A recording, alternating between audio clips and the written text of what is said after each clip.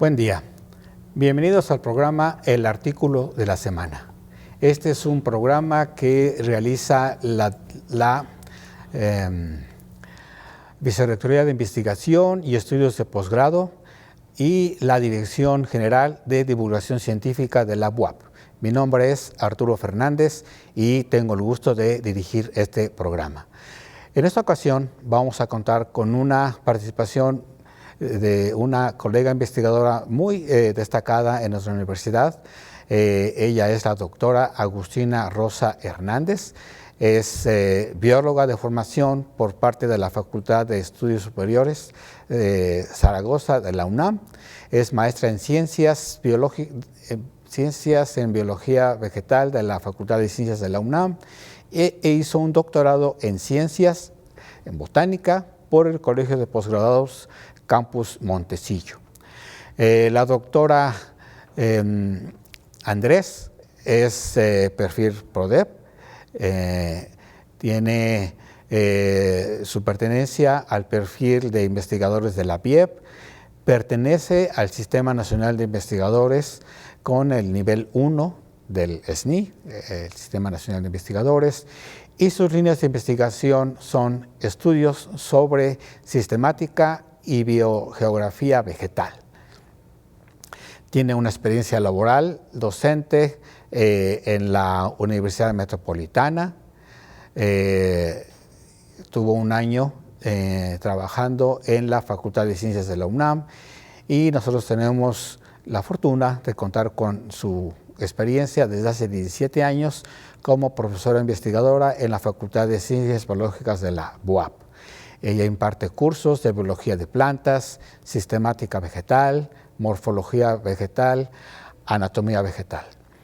Y en esta ocasión nosotros vamos a platicar con ella, con la doctora Rosa Andrés, sobre un artículo muy reciente que se publicó en una de las revistas de vanguardia en su área de investigación y pues me da mucho gusto contar con su presencia, que haya aceptado participar en este programa del Artículo de la Semana.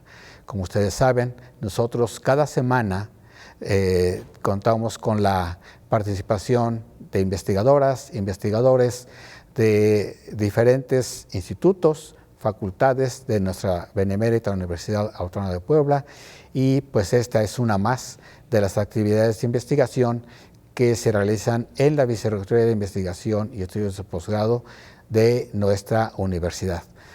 Doctora Andrés, muchas gracias por estar con nosotros y la primera pregunta, la pregunta que siempre hacemos es ¿de qué trata este artículo? Bueno, buenos días y muchísimas gracias por la invitación. El artículo trata de la anatomía de las maderas con respecto al ambiente. Entonces, esa es la temática general. Del artículo. Sí. La anatomía de las maderas en el medio ambiente. Así es. Muy interesante. Los cambios, las estructuras que se van formando de acuerdo al ambiente en donde están. Cuéntenos un poco más sobre el tema específico del artículo que nos tiene ahora como tema de investigación. Bien. El ambiente que tenemos nosotros en el país es muy cambiante. Tenemos diversos tipos de ecosistemas, desde zonas de secas, áridas, semiáridas. El trabajo que hicimos está dentro de un ecosistema que se conoce como bosque mesófilo de montaña. Y el bosque mesófilo de montaña tiene solamente el 1% de la vegetación en nuestro país. Entonces son relictos, son zonas relictos de vegetación. En ella confluyen especies que les gusta la zona templada y la calurosa, por decir así. Confluyen dos tipos de vegetación. En este sentido, nosotros cuando trabajamos la cuestión anatómica, por ejemplo, decimos, queremos reforestar un bosque, queremos saber qué especies pueden adaptarse a una reforestación. Hay especies que por la estructura anatómica que presentan pueden resistir más los cambios ambientales, las altitudes, las temperaturas mínimas, máximas o la cantidad de lluvia que cae en el ambiente. Entonces, esa es la idea de revisar cuáles son esas estructuras que le permiten a la planta resistir diferentes tipos de ambientes. Doctora, ¿estamos hablando de un árbol o de una planta? Estamos hablando de un hábito arbóreo. Es una planta con un hábito arbóreo. Con un hábito arbóreo. Es un árbol, son árboles. Las especies con las que nosotros trabajamos en este estudio fueron árboles. Ok. Le pregunto esto porque ahora que estaba usted comentando, mencionó plantas arbóreas, eso es un árbol. Ese es el hábito, la estructura, la forma en la que crece. Porque lo que nosotros, así, gente que no conoce estos tecnicismos, cuando uno habla de una planta, está pensando en un objeto pequeño, ¿no? Así es. Con un tallo muy delgado, frágil, pero algo pequeño. Así es. Cuando hablamos de un árbol, pues es un objeto que mide más de 2, 3 metros. ¿Ustedes cómo clasifican o cómo distinguen? ¿Cómo lo distinguimos? Una estructura arbórea o un hábito arbóreo normalmente tiene un fuste principal y después de ciertos centímetros comienzan las ramificaciones. Pero una característica de la estructura arbórea es que produce una cantidad de un tejido que nosotros conocemos como xilema. Xilema. O la madera. La madera es la estructura que nosotros conocemos cotidianamente es la madera. Y esa madera es el xilema. Entonces, la estructura del tronco del hábito arbóreo se engrosa gracias al xilema. Y esa es la parte estructural que nosotros analizamos en este artículo. Sí, como artículo publicado en una revista especializada, ustedes no hablan de ese detalle que es muy básico. Obviamente es muy básico. Este artículo fue publicado en una revista, por cierto, de un artículo de una revista de muy alto impacto, y fue la razón por la que nosotros pedimos a la doctora Rosa Andrés que nos comentara más, porque la intención de este programa es dar a conocer lo que hacen las investigadoras, los investigadores en nuestra universidad, y de preferencia escogemos a los resultados, los artículos de mayor impacto. Entonces, este tipo de hábito arbóreo dice usted que es muy poco común. ¿El 1% es muy pequeño? No, más bien el tipo de vegetación donde están estas especies que estudiamos es muy pequeño en nuestro país. Podemos tener bosques de pinus, bosques de encinos, y en el caso del bosque mesófilo de montaña es un tipo de vegetación o una población donde existen plantas que les gusta la confluencia de ambiente templado y ambiente tropical. Es un tipo de vegetación. Y ese tipo de vegetación es muy pequeño en proporción a lo que es nuestro país, ¿no? Entonces, a eso me refería. ¿Y esta vegetación la encontramos en Puebla? Sí. ¿En qué parte? En la Sierra Norte. En la región de la Sierra Norte. Ajá. Una población que usted recuerde que tenga ese tipo de vegetación. Justo en la región de la Sierra Norte, por Cuetzalan, por ahí hay manchones de bosque mesófilo de montaña. Sí. Así Muy es. Bien. ¿Y cuál fue específicamente, un poquito más técnico, también nos interesa conocer el tecnicismo, cuál fue la razón por la que dijeron, vamos a trabajar en este tema y esperamos que los resultados se publiquen en una revista de nivel internacional importante? Sí, bueno, yo estoy dentro de un proyecto con colegas de de la Facultad de Ciencias de la UNAM, donde estamos trabajando varias especies que tienen importancia en bosques mesófilos de montaña. Puede haber bosques así como tenemos bosques de encinos, tenemos bosques de fagus, bosques de magnolias o combinadas fagus con magnolias, y este grupo con el que estoy trabajando, estoy colaborando, tiene interés en reconocer, o tenemos el interés de reconocer cuáles son las adaptaciones, las características o los caracteres que hacen pertinente a la planta en diferentes lugares, ¿sí? Entonces, en ese sentido, dices, bueno, si nosotros queremos reforestar con encinos, con fagus o con algunas especies, vamos, reforestamos, pero a veces las especies no resisten el ambiente, ¿no? Entonces, nosotros queremos reconocer en ese sentido cuáles son las que podrían tener mayor adaptabilidad a los diferentes ambientes. Esa fue la razón, entre otras, sí, porque tenemos otras razones como son la sistemática, el reconocimiento de especies, las estructuras, cómo están trabajando las estructuras de los tallos, de las ramas, de las hojas, a nivel, vamos a decir, más particular, ecológico, puede ser, ¿no? Pero en particular este trabajo tiene que ver la evaluación de 2 especies con ambientes contrastantes, pero de esa zona, del bosque mesófilo. Y esto ya es parte de la metodología que emplearon para hacer esta investigación. Esto ya es parte de la metodología para hacer interpretaciones de tipo ecológico y de adaptabilidad de los caracteres de la planta. Y ustedes hacen un estudio de campo. Así es. Sí, normalmente vamos al campo, recolectamos las especies, determinamos los ejemplares, colectamos material botánico para herbario y colectamos un trocito de madera del tallo principal. Y de ahí es donde nosotros hacemos toda la microtecnia. ¿Lo llevan al laboratorio? Al laboratorio, en la Facultad de Ciencias Biológicas en la Facultad de Ciencias Biológicas. Ahí tienen un laboratorio ustedes. Sí. ¿Cómo se llama el laboratorio? Es el Laboratorio de Biología Vegetal y Botánica. En ese laboratorio. ¿Usted es el responsable?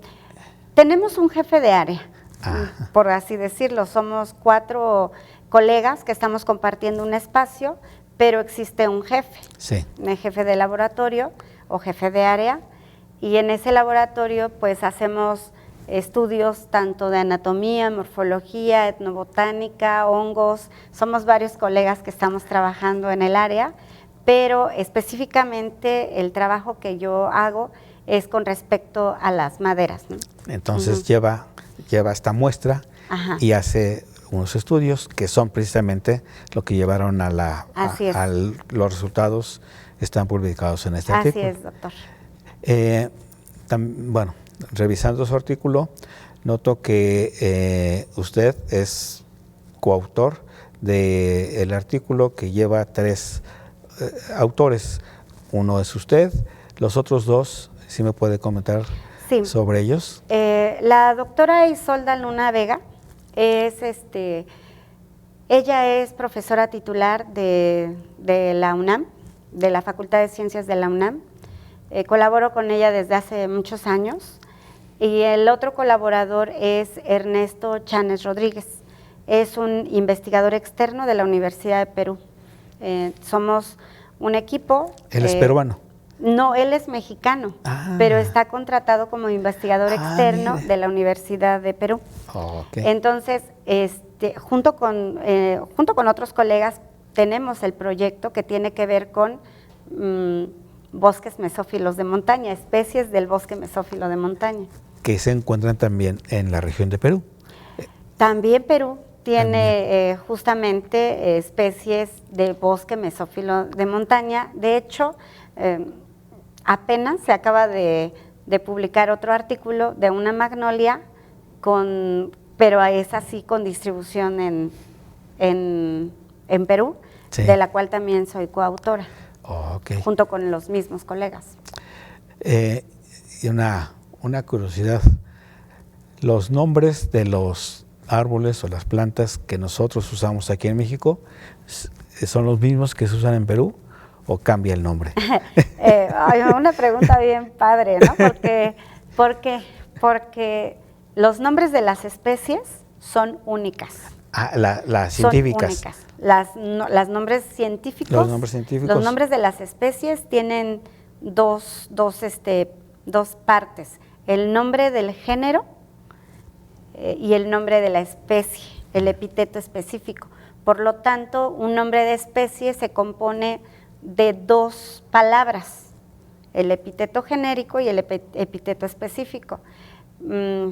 Por ejemplo, las especies que nosotros trabajamos son, el género es Terstroemia. Pero yo trabajé con dos especies, Terstroemia silvática y Terstroemia huasteca. Ajá. Entonces, y ese nombre, por ejemplo, Terstroemia huasteca, es único. Es único. Es único. Y aquí en China y en Perú, así se debe de nombrar, ¿no? Sí. Entonces, las especies solo deberían de tener un nombre correcto. Sí. Y ya el nombre que le da la gente son nombres comunes. Son nombres comunes que regularmente cambian. Así es, sí. De región en región se le llama de distintas maneras. Y tienen que ver seguramente con los nombres que le dieron nuestros ancestros. Así es. Y ahí hay un cambio. Ahí hay un cambio. Sí. Las plantas tienen nombres en maya, tienen nombres en zapoteco, tienen nombres en mixteco.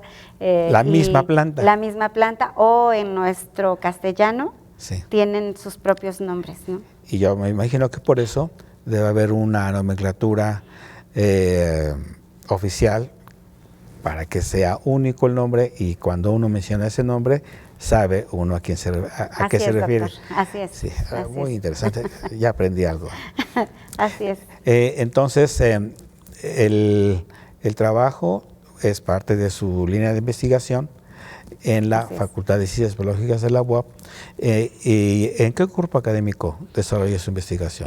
Yo estoy en el cuerpo académico que está registrado en Facultad de Ciencias Biológicas, se llama Biología Comparada y Relaciones Ecológicas.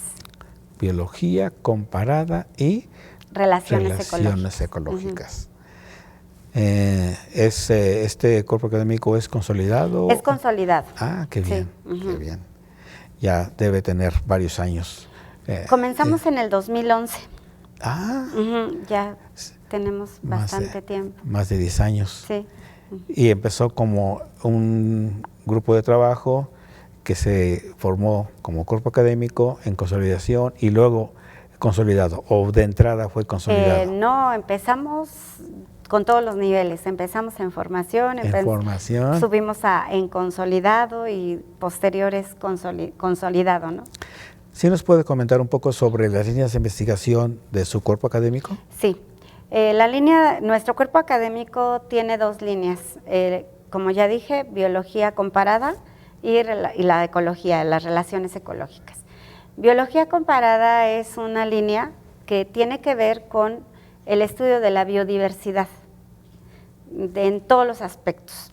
Las especies, la riqueza de especies, las poblaciones, tiene que ver con la taxonomía de las especies, la clasificación de las especies, la filogenia de las especies, la distribución de las especies, la evolución de las especies.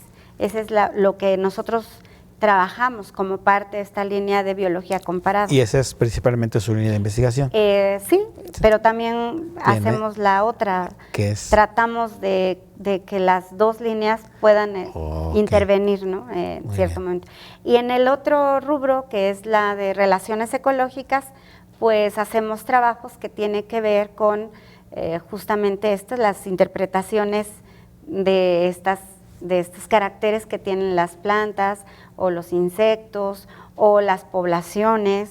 Hemos hecho trabajos que tienen que ver, por ejemplo, con interacciones biológicas, qué insectos, qué mariposas, qué moscas llegan a visitar a la flor. Entonces, en ese sentido, somos 4 colegas, y de los cuales algunos se especializan en cuestiones de interacciones, en cuestiones de ecología de poblaciones, comunidades, y en mi caso yo me dedico más a la cuestión de la biología comparada. Muy bien. Así es. Yo recuerdo, doctora, que en el 2022, yo creo que fue al final de 2022, hubo un congreso nacional muy importante de botánica. Así es. En donde estábamos saliendo de la pandemia y fue uno de las actividades de la UAP en donde tuve la oportunidad de participar en la ceremonia de clausura. Me tocó representar a las autoridades universitarias y yo di las palabras de clausura y agradecimiento a una cantidad enorme de participantes. Eso es lo que yo quería comentar, que me llamó la atención de que ustedes comentaban que eran creo que más de 800 participantes en este congreso y tenían muy destacados participantes, conferencistas, colegas que visitaron la UAP y estábamos comentando que era una de las primeras actividades presenciales que se daban con el fin de la pandemia. Así es. ¿Usted participó en el congreso? Sí, participamos como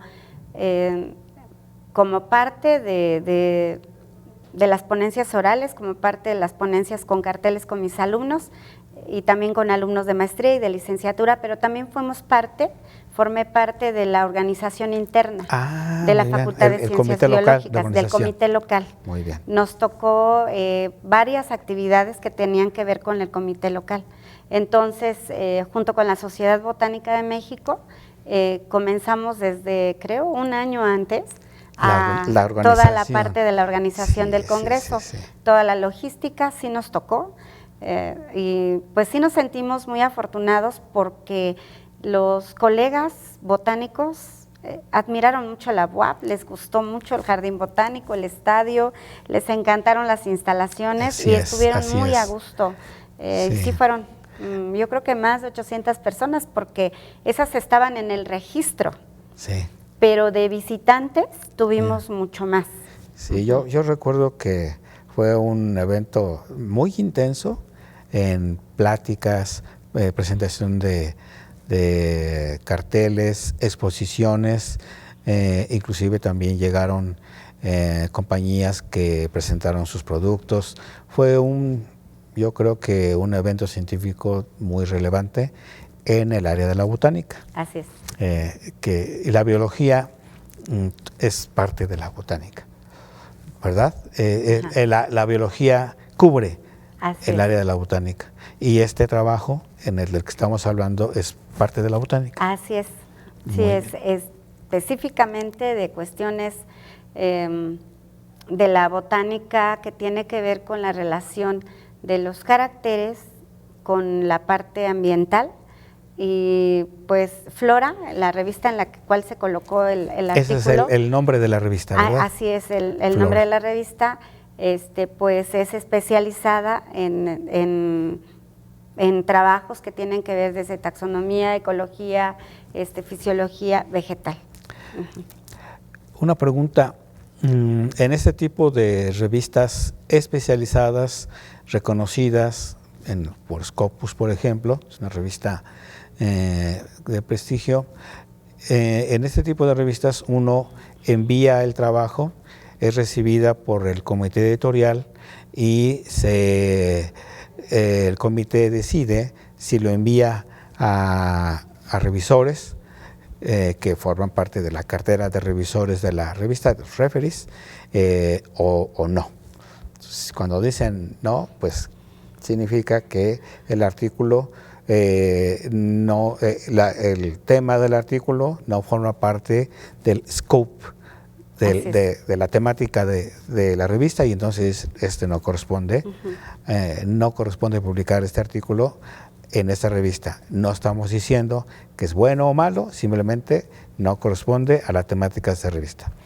Cuando el comité editorial considera que sí es parte de la temática y considera que tiene la calidad suficiente, lo envía a los revisores.